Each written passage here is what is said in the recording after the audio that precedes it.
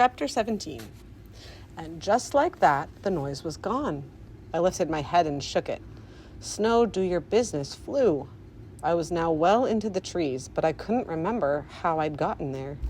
My back legs were pinned under a layer of white stuff so heavy it felt as if Lucas were laying across them. If Lucas were here, he'd know what to do. Panting, I struggled to get free. I wanted to find Lucas. I wanted him to help me, to pick me up in his arms, to get me somewhere safe. I whimpered for him, but he was too far away to hear me. I could not move my back legs, so I strained with my front paws to drag myself forward, trying to dig out. I pulled and was able to move one leg a little, and then the other. Now I could shove with both rear legs.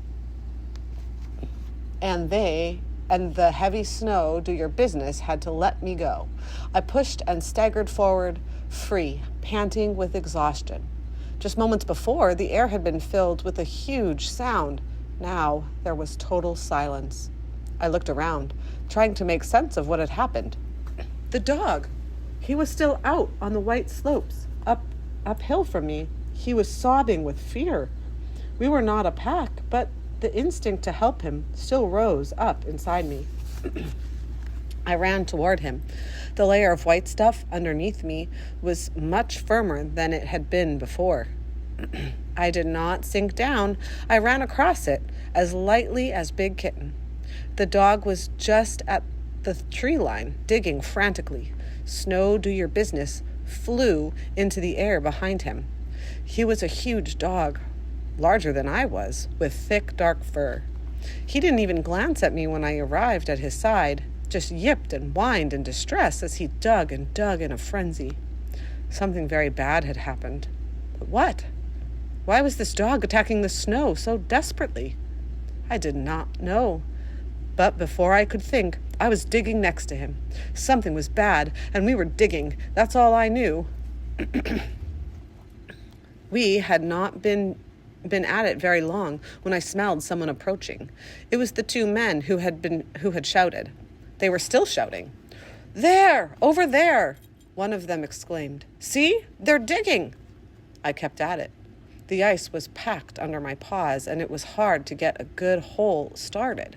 My nose picked up a scent under the snow. A man, the same man whose scent was painted on the male dog. Now I knew why we were digging. We were digging to save the man. I hardly looked up when the two men glided up on long shoes, holding poles in their hands. One of them was taller and darker skinned than the other. They both kicked their strange shoes off. "These must be his dogs," the one with the dark skin said. The men knelt next to us. Now there were two dogs and two people digging. "Got a shirt," gasped the first man. "Is he alive?" asked the second. The first man, the taller one, whipped off his mittens. "Still got a pulse." The men dug armloads of snow, do your business, away from the buried man's face. Soon they had his shoulders free. They stood up, each holding one of his arms. They hauled on the man, straining to break him out. "Keep pulling!" Then the two standing men fell down, and the buried man was free. The male dog licked his face, whimpering. The taller, darker man pulled a phone out of his pocket. "No signal up here. I'll go back down to the cabin. Gavin, you stay with him." "Okay." The tall man put his big shoes back on, picked up his poles, and shoved off. He went away, moving quickly in a gliding sort of way I'd never seen before. The male dog threw himself down, squeezing his body next to his person. His tongue was out and his body was trembling. The man lying on his back did not open his eyes, but he moaned. "It'll be okay. He'll be okay," the kneeling man told me. He reached out a hand toward me. "Good dogs. You got him out. Good girl." I sniffed at the hand in its big, puffy mitten. The male dog squirmed even closer to this person and licked at his face.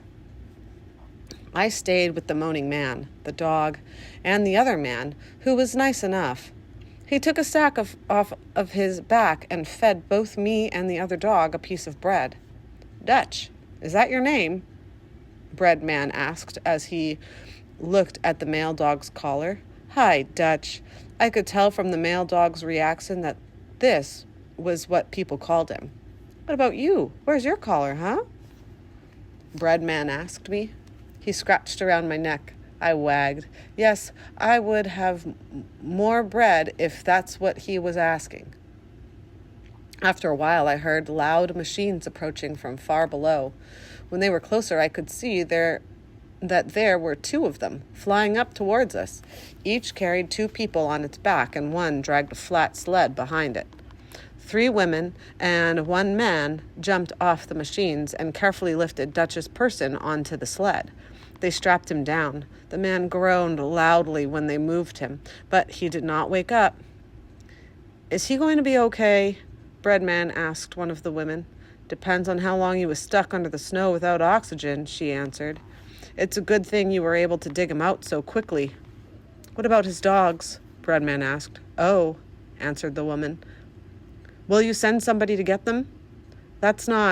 We aren't really equipped to take care of dogs, the woman told him. Huh? The man put a mitten down to stroke my head. I rubbed up against him like Big Kitten did when she greeted me. So what's going to happen to them? The woman shook her head. I guess that's up to you. I watched as the people climbed onto their machines. With a lurch, they drove off, dragging Dutch's man on the sled behind him. Dutch let out a cry and plunged after the machines. Dutch, here, boy! Breadman yelled after him. He shoved on his long shoes and glided after Dutch, who had left the hard-packed area and was now sinking down with every step, just as I did when I was hunting with Big Kitten in this stuff. The man leaned down and grabbed hold of Dutch's collar. I watched. Breadman had called Dutch by his name